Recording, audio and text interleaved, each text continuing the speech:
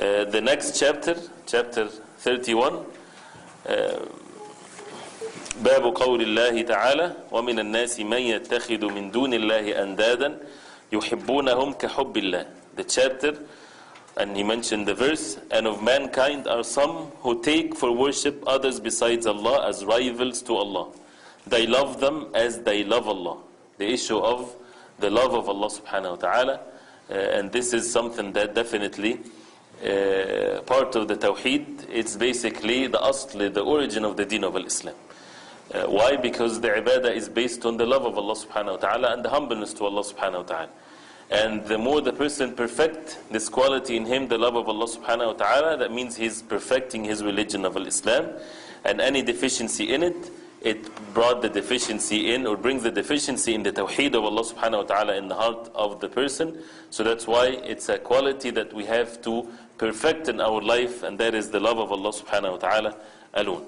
So as we heard in the verse, that of mankind are some who take for worship others besides Allah as rivals. They love them as they love Allah. So the verse here mentions that these disbelievers, they love Allah subhanahu wa ta'ala. They love them as they love Allah. Right? So they love Allah subhanahu wa ta'ala, but they had committed the shirk, that they loved these idols or the things that they worship besides Allah subhanahu wa ta'ala the same way that they love Allah subhanahu wa ta'ala. And that made them a disbelievers. That means the believers, they have this love of ibadah, the love of the exaltation that is only to Allah subhanahu wa ta'ala, and not for the rivals and those who they worship these people besides Allah subhanahu wa ta'ala. And the verse after that says, وَالَّذِينَ آمَنُوا أَشَدُّ حُبًّا لِلَّهِ, that the believers, they have the love of Allah subhanahu wa ta'ala more than these disbelievers love Allah subhanahu wa ta'ala, and they perfect the love of Allah subhanahu wa ta'ala in their hearts. The next verse, قل إن كان آباؤكم وأبناؤكم وإخوانكم وأزواجكم وعشيرتكم وأموال اقترفتموها وتجارة تخشون كسادها ومساكن ترضونها أحب إليكم من الله ورسوله وجهاد في سبيله فتربصوا حتى يأتي الله بأمره والله لا يهدي القوم الفاسقين. Say, if your fathers, your sons, your brothers, your wives, your kindred, the wealth that you have gained, the commerce in which you fear a decline, and the dwellings in which you delight, all of these things are dearer to you than Allah and His Messenger sallallahu alaihi wasallam, and striving hard and fighting in His cause, then wait until Allah brings about His decision, meaning His torment. This ayah is a test that in it all the different social relationships that people have on the face of earth, right? That is a cause for people to disobey Allah subhanahu wa ta'ala, and it's a cause for them to have a deficiency in their love to Allah subhanahu wa ta'ala, as it's mentioned in the verse.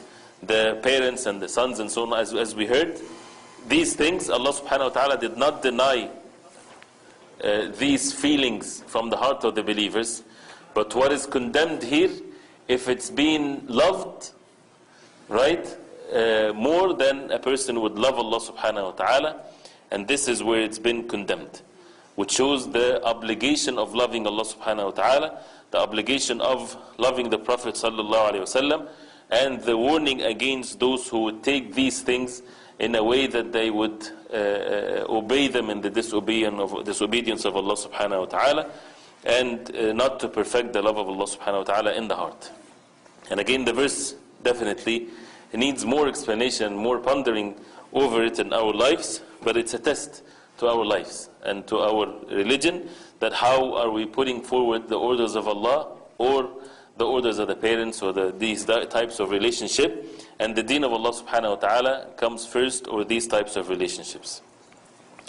والحديث عن أنس رضي الله عنه أن رسول الله صلى الله عليه وسلم قال لا يؤمن أحدكم حتى أكون أحب إليه من ولده ووالده والناس أجمعين, which means none of you becomes a believer till he loves me more than his father and his children and all mankind. Reported by Bukhari or Muslim.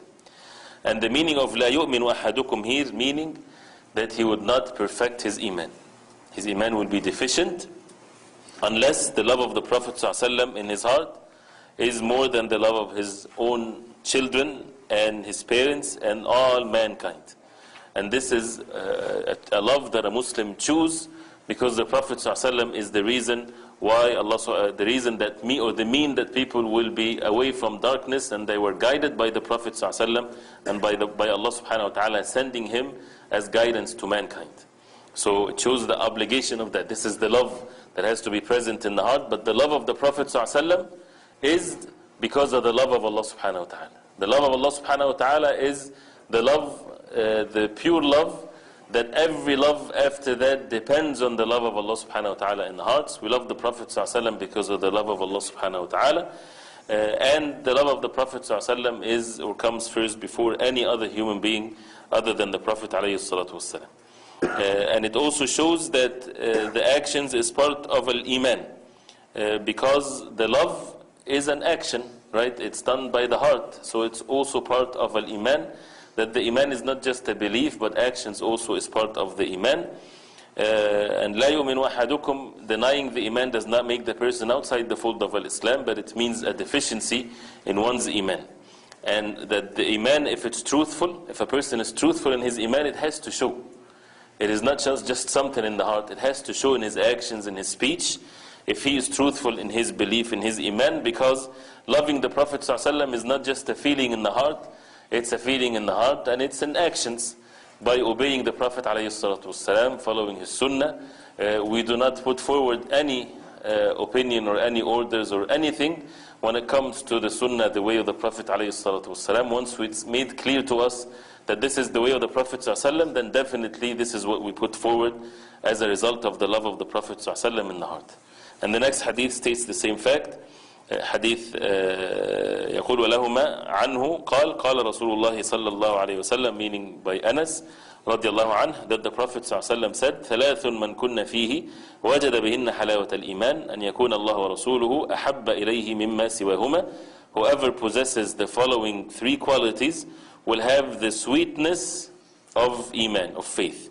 The one to whom Allah Azza wa Jal and His Messenger sallallahu alaihi wasallam are more beloved than anything else. وأن يحب المرء لا يحبه إلا لله. The one who loves another only for Allah's sake. وأن يكره أن يعود في الكفر بعد إذ أنقذه الله منه كما يكره أن يقذف في النار. The one who hates to convert to disbelief after Allah has rescued him from it, as he hates to be thrown into the fire. Reported by Bukhari and Muslim. Three qualities. If it's not in the heart, then the person would never taste the sweetness of al-Iman. And these qualities, if a person have deficiencies in it, he would have the deficiency also accordingly in the sweetness of al-Iman. So it has to be perfected, that Allah subhanahu wa ta'ala and His Messenger sallallahu alaihi wasallam are more beloved to the person than anything else. And this is as a result of understanding the purpose of our life and what is the coming ahead, and that without that a person would never be successful and saved from the punishment of Allah subhanahu wa ta'ala. So it shows the obligations of that and the virtue of having this definitely before anything else. It shows the virtues of the love of Allah subhanahu wa ta'ala, which is part of the Tawheed, the origin of the Tawheed. And that the believers, they love Allah subhanahu wa ta'ala a pure love. And they love the Prophet sallallahu alaihi wasallam accordingly. He is the most among the human beings to be loved and to be followed and so on. And whoever have these three qualities, then definitely he is among the best, as the Prophet ﷺ said that he would taste the sweetness of al-Iman, and that a person loving others for the sake of Allah subhanahu wa ta'ala alone. As a result of being slaves of Allah subhanahu wa ta'ala, and a person humbles himself to Allah subhanahu wa ta'ala, so even his love is not for him. It is not owned by him. He subjects his love to what Allah subhanahu wa ta'ala wants from him. So to what Allah subhanahu wa ta'ala loves. And after the person increasing his Iman, he would reach this level, that he loves what Allah subhanahu wa ta'ala loves and he hates what Allah subhanahu wa ta'ala hates. He won't find himself liking something that Allah subhanahu wa ta'ala doesn't like or hates, as it's mentioned in the Quran and the Sunnah of the Prophet sallallahu alaihi wasallam. And accordingly people. The more people are righteous, the more he loves them for the sake of Allah, because they are doing the things that is beloved to Allah subhanahu wa ta'ala. And the more the people are disobedient to Allah or disbelievers and so on, He hates them as a result of that. Not just hating their actions, but He hates them also. And this is the most just hate. It is not the hate because of a race or because of jahiliyyah issues. It's because of the love of Allah subhanahu wa ta'ala. And as a result of this being the most just love, is that once that person embraces the deen of Allah subhanahu wa ta'ala, this hate immediately becomes a perfect love. And this is where the slave of Allah subhanahu wa ta'ala is a slave. So it's not something that is based on other ways of jahiliyyah. It is the absolute justice, and the person is just following the truth, whatever it is. And that a person would hate to be renegade and to be back in the state of kufr, the same way that he will hate to be thrown into the fire. Nobody would like to be thrown into the fire. The believers, they would rather be thrown into the fire and not to, meaning not the hereafter, meaning the fire, a fire in this life, for example, and not to go back in matters of kufr. Otherwise, in the hereafter, when some say, I don't care if I be thrown into the hellfire, as long as I love Allah subhanahu wa ta'ala, this is definitely a deviation. Why? Because those who Allah subhanahu wa ta'ala will have them in the hellfire are the enemies of Allah, right? So they don't love Allah subhanahu wa ta'ala, they are the enemies of Allah. So this is with regarding to this hadith, so it shows the love of Allah subhanahu wa ta'ala. يقول عن ابن عباس رضي الله عنهما قال من أحب في الله وأبغض في الله. الحديث قبل ذلك, another version, the above mentioned hadith begins with the words لا يجد أحد حلاوة الإيمان حتى يحب المرء لا يحبه إلا لله. No one will find the sweetness of Iman until and unless he loves the person, loving him only for the sake of Allah, and the three qualities that we heard. That means this is the way of perfecting the Iman, and that comes with building the Iman with the good deeds. The next hadith of Ibn Abbas radiallahu anhuma, من أحب في الله وأبغض في الله. Whoever loves for the sake of Allah and hates for the sake of Allah, ووالى في الله, and befriends for the sake of Allah, وعادى في الله, and shows enmity for the sake of Allah, فإنما تنال ولاية الله بذلك. Which means would get Allah's friendship or wilayah, this close relationship, that a person would reach this high level of being close to Allah subhanahu wa ta'ala. This is how a person would reach this level, not by inheritance or by fake things. It's by these actions and these acts of worship done by the heart and the different parts of the body, loving for the sake of Allah, hating for the sake of Allah, having the friends and the support for the sake of Allah, and enmity also according and for the sake of Allah subhanahu wa ta'ala alone. And this is the pure slave of Allah, that he has nothing but to submit himself to Allah subhanahu wa ta'ala alone. Without abiding by this, وَلَنْ يَجِدَ عَبْدٌ طَعْمَ الْإِيمَانِ وَإِنْ كَثُرَتْ صَلَاتُهُ وَصَوْمُهُ حَتَّى يَكُونَ كَذَلِكَ.